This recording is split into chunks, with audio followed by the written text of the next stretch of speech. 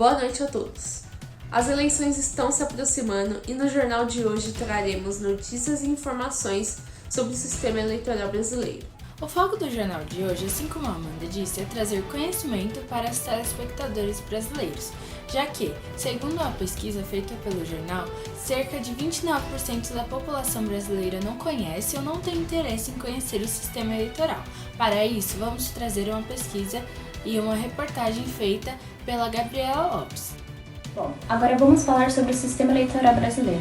O sistema eleitoral nada mais é do que regras que determinam como os ocupantes dos cargos políticos serão eleitos no país e como os votos serão contabilizados. E muitas vezes o eleitor tenta eleger um candidato e termina ajudando a eleger outro, em que os eleitores raramente votam nos partidos, eles votam nas pessoas. E é importante examinar não apenas o candidato, mas as outras legendas que fazem parte da coligação partidária. E como tem muitos suplentes assumindo o lugar dos titulares, é bom conhecer os suplentes dos senadores. E existem duas formas de eleição, a majoritária e a proporcional. Basicamente, a majoritária são eleitos os prefeitos, os governadores, o presidente da república e os senadores, e ganha quem tem mais voto. Já a proporcional são eleitos vereadores, deputados estaduais e deputados federais. E não ganha necessariamente quem tem mais voto, mas sim o partido que consegue mais votos. E quando um senador que acabou de se eleger é convidado para ser ministro, por exemplo, aí um suplente assume a vaga no lugar dele, e raramente os eleitores conhecem os suplentes dos senadores.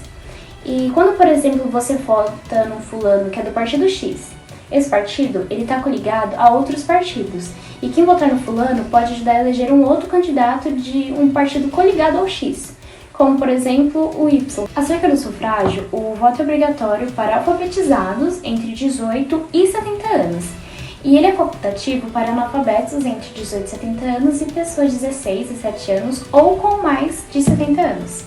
Acerca da candidatura, há uma exigência de vinculação partidária, pois é impossibilitado a candidatura avulsa, em que há uma possibilidade de coligações partidárias não verticalizadas, onde a cota de gênero é 70% e mínimo de 30%. E caso o candidato atual queira se reeleger, ele só pode fazer isso uma vez consecutiva. E sobre os mandatos, há os cargos executivos, que é o presidente, os governadores e prefeitos, e o legislativo, que é os senadores, os deputados federais, deputados estaduais, os deputados distritais e vereadores, onde há uma duração de 8 anos para os senadores e 4 anos para os demais cargos. E há uma periodicidade, é uma alternância bienal entre eleições municipais, eleições federais e estaduais. E os resultados, o majoritário com o segundo turno, que é para presidentes, senadores, governadores e prefeitos, de onde há 200 mil eleitores ou mais. E o majoritário em turno único, que são para senadores e prefeitos, de onde há menos de 200 mil eleitores. E proporcional com voto em legenda e nominal em lista aberta, que é para deputados federais, para deputados estaduais e vereadores. Reportagens como essa são ótimas para momentos antes das eleições, assim como estamos vivendo, não é mesmo, Amanda? Com certeza! O interesse da população em escolher conscientemente o candidato que melhor lhe representa é de suma importância. É preciso que leiam e busquem sobre partidos e candidatos, sendo eles novos ou atuais. Por isso, essa semana vamos apresentar notícias e fatos de cada um dos candidatos à presidência da República. O primeiro candidato é Jair Bolsonaro, atual presidente da República. Algo muito discutido no mandato do atual presidente Jair Bolsonaro foi a crítica ao sistema eleitoral brasileiro, onde o mesmo usou de ato oficial no Palácio do Planalto, na presença de ministros do Estado, do presidente do Superior Tribunal Militar e de mais de 30 embaixadores de diversos países, para dizer que o sistema eleitoral brasileiro é inseguro e que as eleições recentes foram fraudadas. Jair Bolsonaro usou uma solenidade no Palácio do Planalto para cometer crime de responsabilidade e investir contra o judiciário e até mesmo contra a democracia. Também foi cometido crime eleitoral pelo uso do aparato do Estado para um ato de campanha antecipado. Em entrevista com o senador Levitsky para o BBC News Brasil, foi feita a seguinte pergunta, abre aspas, Quando o senhor diz algo parecido, o senhor se refere a que especificamente? Fecha aspas. Levitsky respondeu, abre aspas, Bolsonaro copiou Trump em muitos aspectos.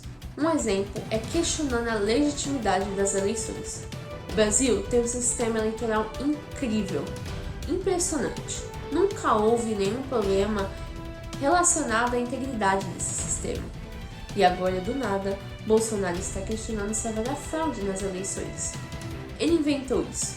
É uma mentira com o único propósito de desacreditar eleições que ele pode perder e criar uma espécie de justificativa para algum tipo de esforço extraconstitucional, ilegal ou mesmo violento de reverter o resultado das eleições ou mesmo cancelá-las.